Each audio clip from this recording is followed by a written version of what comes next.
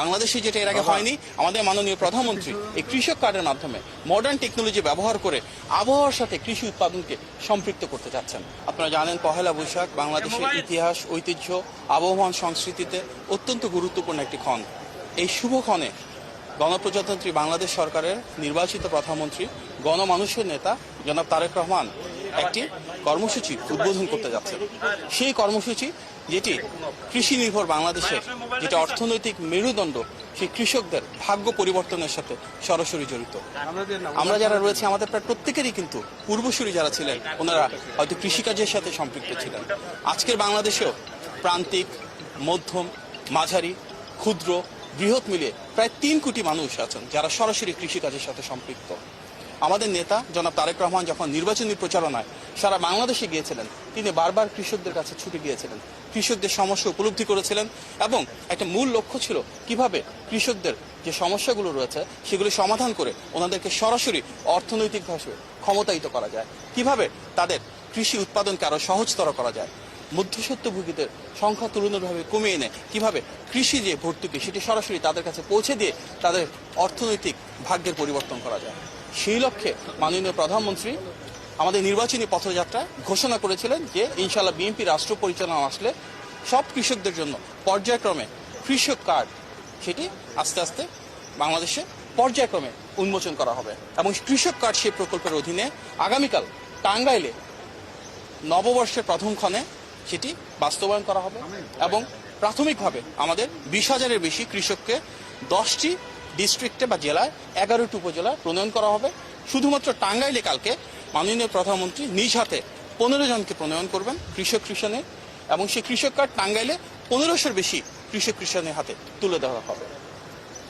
আমাদের মূল উদ্দেশ্য কৃষক কার্ডের মাধ্যমে শুধু কৃষক বা কৃষাণী না, যারা মৎস্যজীবী রয়েছেন, প্রাণী সম্পদের সাথে সম্পৃক্ত রয়েছেন, খামারি রয়েছেন, ওনাদেরকেও এই সুযোগের ভেতরে আনা হবে এবং প্রতিটি কৃষক কার্ডের অধীনে 2,500 টাকা করে ওনারা পাবেন রাষ্ট্রের কাছ থেকে, যেন ওনারা কৃষিকাজটা সহজভাবে করতে পারেন। শুধু যে অর্থনৈতিক সহযোগিতা পাবেন তাই না, কৃষিকাজের সাথে সম্পৃক্ত যে কার্যক্রমগুলো রয়েছে, অর্থাৎ ওনাদের কৃষি উপকরণ, সার, বীজ, সেচ, কীটনাশক কিংবা কৃষক যন্ত্রপাতি, সেগুলো যেন ওনারা সুলভ মূল্যে পান, ন্যায্য মূল্যে পান, সেটি নিশ্চিত করা হবে।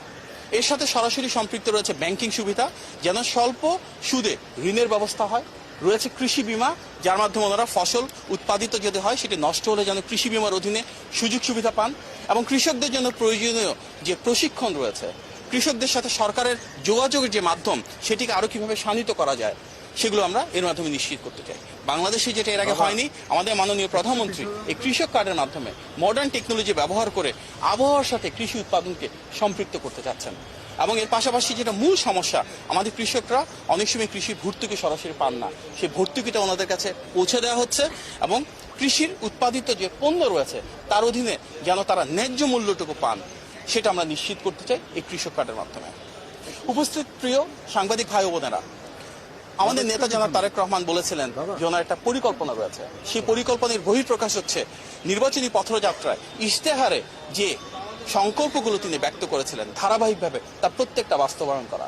সেই পরিকল্পনা যার মাধ্যমে আমাদের দেশের প্রতিটি মানুষ তার যেই শ্রেণীর যেই পেশারে হোক না কেন অর্থনৈতিকভাবে সামাজিকভাবে আরো বেশি ক্ষমতায়িত হন। যার জন্যই কিন্তু কৃষি নির্ভর বাংলাদেশে আমরা কৃষকদের জন্য কৃষক কার্ড প্রচলন করতে যাচ্ছি, ঠিক যেভাবে ইতিমধ্যে নারীদের ক্ষমতায়নের জন্য ফ্যামিলি কার্ড শুরু করা হয়েছে।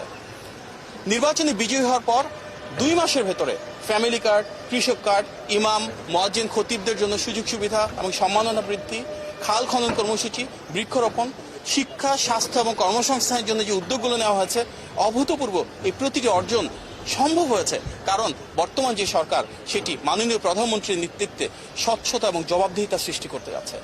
বহু বছর পর জনগণের ভোটে নির্বাচিত সেই সরকার যেটি সত্যি জনগণের সাথে থেকে, জনগণের পাশে থেকে মাননীয় প্রধানমন্ত্রীর নেতৃত্বে জনগণের সেবা করে যাচ্ছে।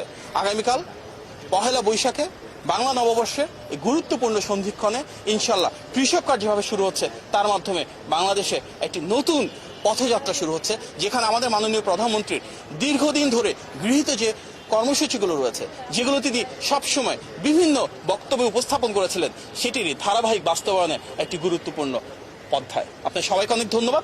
আসসালামু আলাইকুম। তো বাংলাদেশের অর্থনীতি এমনিতেই বড় ধরনের সংকট রয়েছে এবং সরকার এর মধ্যে আমরা যতটুকু জানি যে 40,000 কোটি টাকার মতো বাংলাদেশের বাজারে লোন রয়েছে।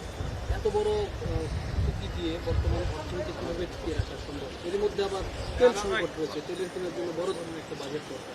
সেই জায়গা আসলে কীভাবে মোকাবেলা করতে হবে? দেখুন, তেলের ক্ষেত্রে যদি দেখি আমরা বিশ্বের অন্যান্য দেশের সাথে তুলনা করলে আমাদের পার্শ্ববর্তী দেশসহ অন্যান্য কম্পারেবল ইকোনমির তুলনায় বাংলাদেশের তেলের মূল্য যথেষ্ট নিয়ন্ত্রণে রয়েছে। মাননীয় প্রধানমন্ত্রীর নির্দেশনা ইতিমধ্যে আমরা তেল সোর্সিং এর জন্য অল্টারনেটিভ সোর্সের সাথে যোগাযোগ করা হয়েছে। এটি নিয়ে আন্তর্জাতিক বাজারে দর কষাকষি নেগোসিয়েশন করা হয়েছে এবং যার ফলে কিন্তু তেলের দাম যথেষ্ট নিয়ন্ত্রণে রয়েছে।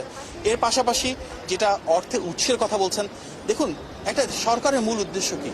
যারা খেটে খাওয়া মানুষ, যাদের ঘাম শ্রম ত্যাগের উপর ভিত্তি করে দেশের অর্থনীতি রয়েছে, আমরা যদি অর্থনৈতিক খাতে সুশাসন প্রতিষ্ঠা করতে পারি, দুর্নীতি কমিয়ে আনতে পারি এবং যেগুলো ফিজিবল প্রজেক্ট রয়েছে সেগুলোকে সামনের দিকে নিয়ে আসতে পারি, যেসব প্রকল্পে ডেলিভার করতে পারছে না সেগুলোকে আবার রিভাইজ করতে পারি, কস্ট কাট ডাউন করতে পারি, তাহলে অবশ্যই এগুলো করা সম্ভব।